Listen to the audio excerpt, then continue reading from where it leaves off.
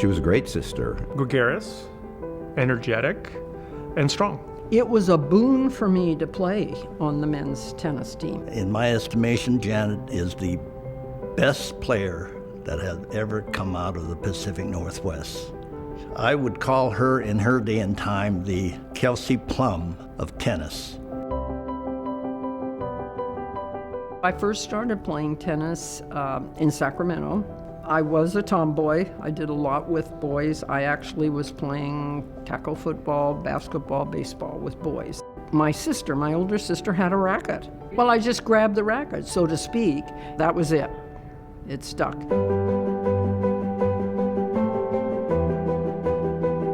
I played the whole circuit up here and I won everything virtually. And that's what Father Logan saw, that I had a ranking. And he said, I'm the coach of the tennis team. If you want to come out and play, you know, you're welcome to. And when I came to Seattle, I actually, this will surprise you, I was actually thinking about being a nun, a holy name nun. But my father said that he wanted me to finish college before I made any decisions, and I said I would.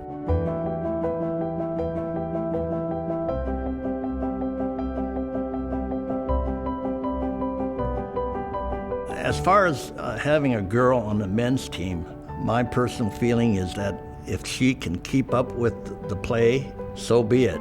I never looked at her as a female player. I looked at her ability. There was one incident where she played the #1 player from Oregon State. This man was about 6 foot tall. Janet is about 5'4". He towered over Janet. His fraternity was out there rooting him on, but Janet was so smart, she'd outplay the guy, beat him in straight sets.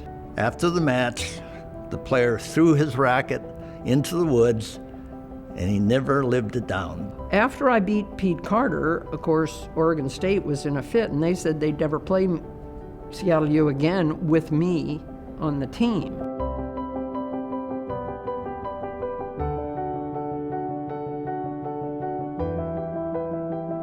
I was in history and political science, so I was in a lot of classes with just guys. It's kind of been my whole life, I'll tell you. And of course, my first 5 children were all boys, so. She claims to have beaten Elgin Baylor in horse, but I'm not sure that really happened, so.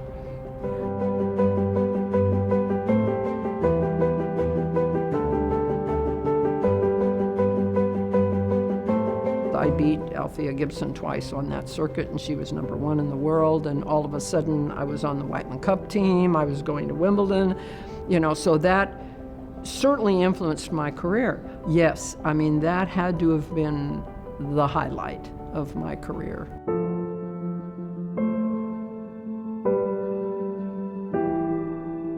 I would be finished every October and come home, and I would come right down here, and they would put me to work someplace, all those years.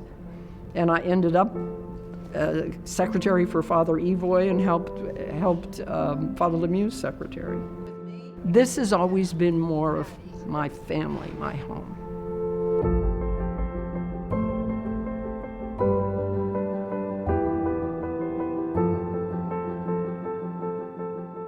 When I was recovering from that knee, I met Bill. And that's the love of my life. So my very best friend, you know, everything. So would I trade that? No. When my parents installed a tennis court so that my mom could teach, and I think that's really what it really kind of sunk in at 4 or 5 years old, that, yeah, my mom's so good, she has her own tennis court.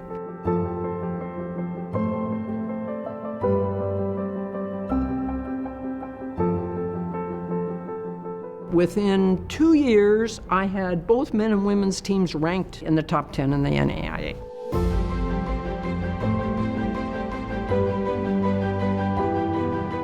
I don't know whether I could even express that to people the night of the red tie, how much that this has meant to me in my life. And it's not so much about, you know, like individual, it's more like the whole thing. Just all of the things that were always just, they were always here for me. Janet, you've been a great sister. It was fun growing up with you as a big sister, and I'm very proud of your tennis accomplishments. Congratulations on this honor from Seattle U. Hi, Mom. Love you. We've got to get out on the golf course again. I can't say how much I enjoyed being a partner, a teammate, and playing with you in 1956. Congratulations.